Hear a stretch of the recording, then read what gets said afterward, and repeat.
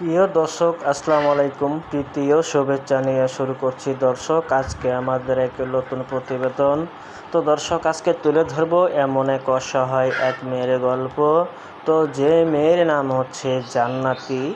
জান্নাতি দেখতে শুনতে অনেক সুন্দর, মার্শাল্লাহ।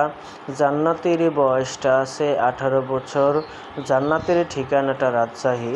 তো জান্নাতির ফ্যামিলিতে জান্নাতির মা আছে, জান্নাতির বাবা নাই।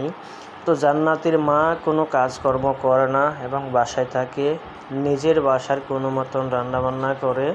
তো জান্নাতি অ্যাকচুয়ালি তার মায়ের মুখের দিকে দেইখা পাশের এক বাড়িতে থেকে বাসা বাড়িতে কাজ করে।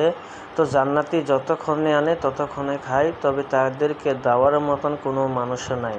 তো জান্নাতি বলছে, আমার এই জীবনে আমি আর কত মানুষের বাসায় কাজকর্ম করব। তো যদি একটি ভালো দায়িত্ববান আর একটা ছেলে পাই, তাহলে আমি বিয়ে শাদী করে সংসার করতে চাই।